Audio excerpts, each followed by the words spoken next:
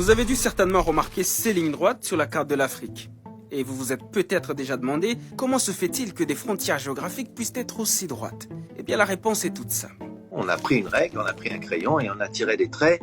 Ce sont des pays européens, l'Empire ottoman, des Américains et même des Russes qui n'avaient jamais mis les pieds en Afrique et qui traçaient tranquillement des lignes à des milliers de kilomètres de là et en l'absence des Africains. Si on ne leur a pas demandé leur avis pour les conquérir, ça on le sait, on ne leur a pas non plus ou rarement demandé leur avis pour tracer les limites. En gros, des peuples, pour servir leurs propres intérêts, ont décidé de l'avenir d'autres peuples, de leurs frontières et de leurs regroupements, sans tenir compte de leur réalité. Résultat des courses, des familles divisées, des conflits géopolitiques permanents, un système commercial chamboulé et par-dessus tout, une carte qui n'a pas été pensée pour leur développement.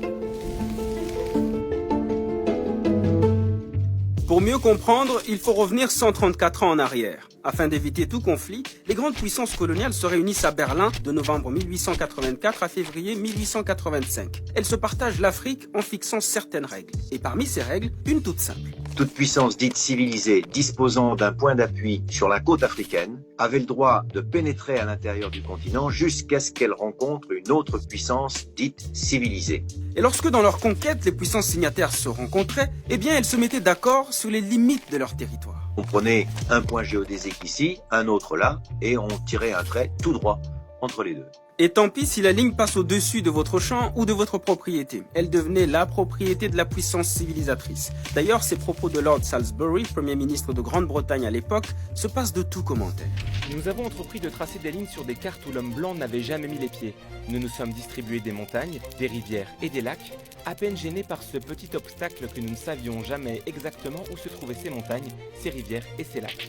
Et voilà comment on s'est retrouvé avec des territoires africains délimités en Europe à partir de cartes imprécises et parfois fausses. L'historien et cartographe français Bernard Lugan les appelle des découpages à la hache. Par exemple, une Gambie anglaise taillée dans les peuples Wolof et Manding accordés à la France, ou encore les évés coupés en deux tronçons entre le Ghana anglais et le Togo allemand.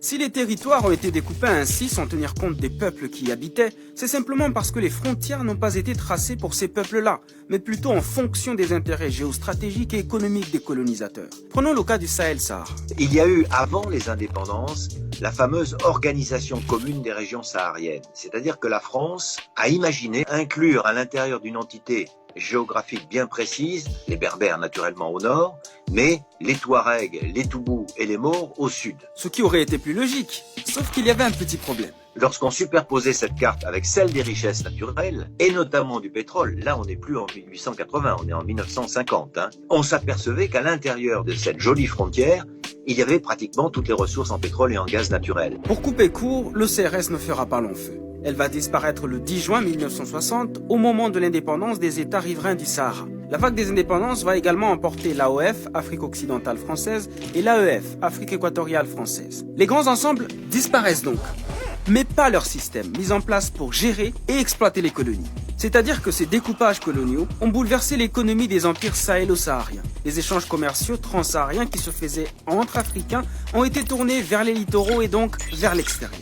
Et au moment des indépendances, dans les années 60, les Français, par exemple, ont simplement découpé en plusieurs morceaux leur grand territoire. Mais les nouveaux États indépendants issus de cette balkanisation ont gardé le même système tourné vers l'exportation de leurs matières premières. C'est ce que l'historien Nicolas Bancel appelle une rupture dans la continuité. Et cela a compliqué les choses pour beaucoup de pays. On a enclavé des pays comme le Burkina Faso, le Mali, le Niger, le Tchad, pour ne citer que, et la Centrafrique. D'après le diplomate et géographe français Michel Fouché, 87% de la longueur des frontières politiques de l'Afrique, soit 70 000 km sur un total d'environ 80 000 km, ont été directement hérités des partages coloniaux.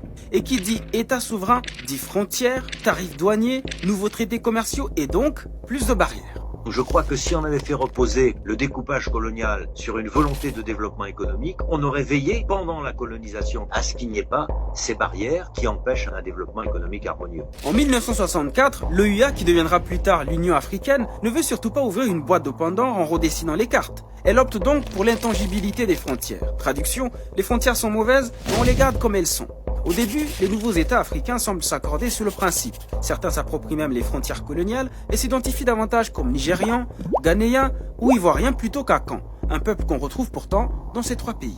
On aurait pu par exemple décider de tracer un pays qui s'appellerait la Canite ou peu importe, je ne sais pas, à l'intérieur duquel les gens parleraient la même langue, un peu comme on l'a fait en Inde. Mais on ne l'a pas fait. Les frontières ainsi tracées ont divisé des groupes consanguins, les éloignant de leur territoire de rituels, de culture, de chasse et de pêche. Plus de 177 peuples ou groupes ethniques se sont trouvés éparpillés à travers plusieurs États. S'ensuivent des conflits de contestation de frontières aux aspirations indépendantistes. L'auteur Robert Waters en dénombre une trentaine. Prenons par exemple les Touaregs dans le Sahel. Il aurait été tout à fait loisible aux autorités de l'époque, notamment lorsqu'ils ont fait la première grande république du Mali, de tracer pour les Touaregs, par exemple, pour eux, ce qu'ils revendiquaient, la fameuse Azawad. L'Azawad, ils le revendiquent encore jusqu'aujourd'hui. Mais cela aurait-il empêché pour autant les conflits actuels et les divers mouvements armés? Pas si sûr, car plusieurs autres facteurs complexes entrent en jeu. Christian Bouquet cite notamment les politiques des présidents qui se sont succédés, l'échec de la transition démographique, le réchauffement de la planète ou encore les ajustements structurels. Même l'ONU constate un échec de développement généralisé des pays africains. In each case, it is about exclusion.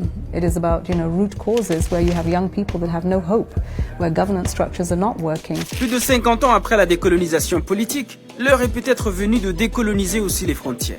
2, 3. Le 7 juillet 2019, les pays membres de l'Union africaine ont lancé à Niamey la ZLEC, la zone de libre-échange continentale africaine, ce qui fera de l'Afrique le plus grand espace commercial au monde, selon le président nigérien. Un marché de 1,2 milliard de consommateurs actuellement, et ça sera 1,7 milliard de consommateurs en 2030, ça sera 2,5 milliards de consommateurs en 2050. Un vieux rêve qui se réalise. À défaut de redessiner les frontières politiques, l'UE veut ainsi faire d'ici 2063 ce qu'aurait peut-être dû faire son ancêtre l'EUA en 1964, c'est-à-dire faire sauter les frontières économiques. Une année à peine, le nombre de signatures est passé à 52. Et avec la signature du Bénin et du Nigeria, nous sommes à 54 sur 55. Donc la presque totalité des membres de notre union.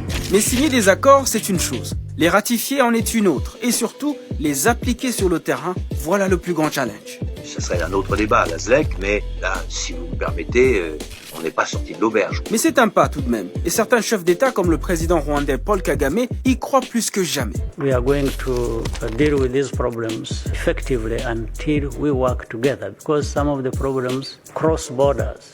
And we encourage and subscribe to regional integration and continental integration.